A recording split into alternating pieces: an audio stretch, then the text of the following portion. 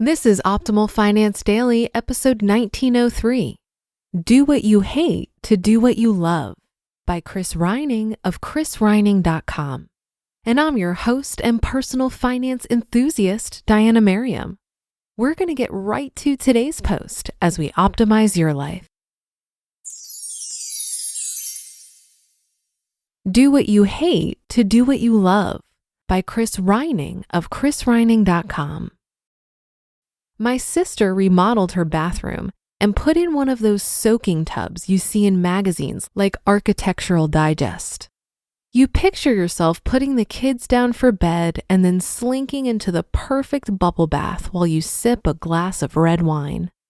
But what really happens is you're too busy to relax, and the only person who uses it is your brother when he visits for the holidays. He loves taking baths. And this becomes gossip between his nieces and nephews because afterwards his sister sends him a photo. What's that supposed to be? You in the tub. So now I'm known as the uncle who takes baths. I take baths because that's where you get ideas. Tim Ferriss had Adam Robinson on his podcast, and they were talking about this. There's this concept called the 3 B's of creativity: bed, bath, and bus. Meaning if you're in a rut, you can do any of those things to get unstuck. Take bed, for example. We've all had a brilliant idea right when we're falling asleep. And then you tell yourself not to forget about it, but when you wake up, you remember you were going to remember something, but you can't remember what it was. And bus is simply a metaphor for travel.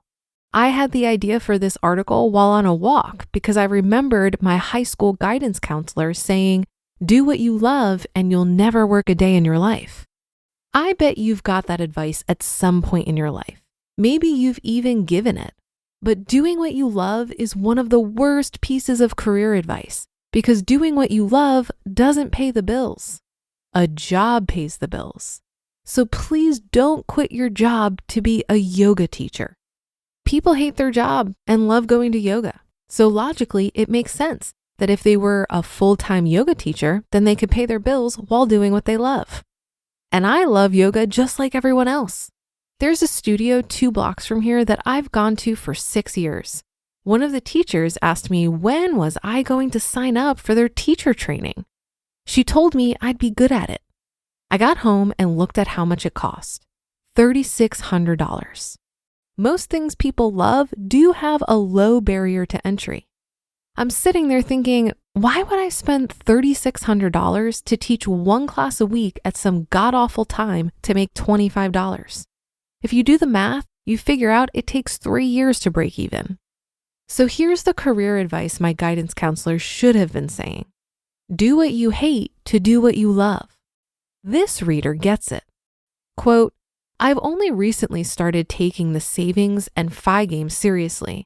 But as much as I dislike my job, nothing else will pay me anything close, so I'll stick it out for a few more years." End quote. He's doing what he hates to do what he loves. Once he reaches financial independence, he can do whatever he wants to, because financial independence isn't about having money, it's about having options. Plus, we all have 16 hours in a day. That means you can spend 8 hours at some job you hate to pay your bills and 8 hours doing whatever it is you love. It's like Sarah Blakely. She spent 7 years selling fax machines door to door while developing Spanx at night. Think about that. It was only 2 weeks before Spanx was going on Oprah that she quit her job. Sometimes you have to do what you hate to do what you love. The most dangerous thing I see people do is quit their job to do what they love. I think that's bonkers when you can just do both. It's what I tell people all the time. If you start earning enough money doing what you love to cover your bills, then quit. But then you have to ask yourself, do I want to turn what I love doing into a job? Because it was always something you were doing because you enjoyed it, but now you're doing it because you have to.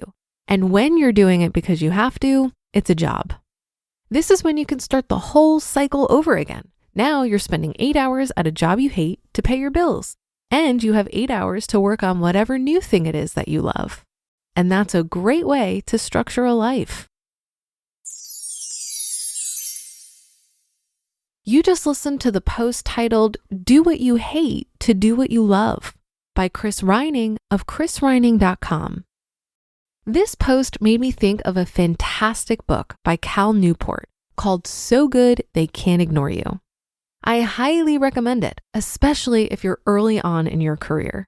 He encourages people not to follow their passion, not because they might be wrong about what they think their passion is, but because research shows that following your passion doesn't align with what makes people most happy in their careers.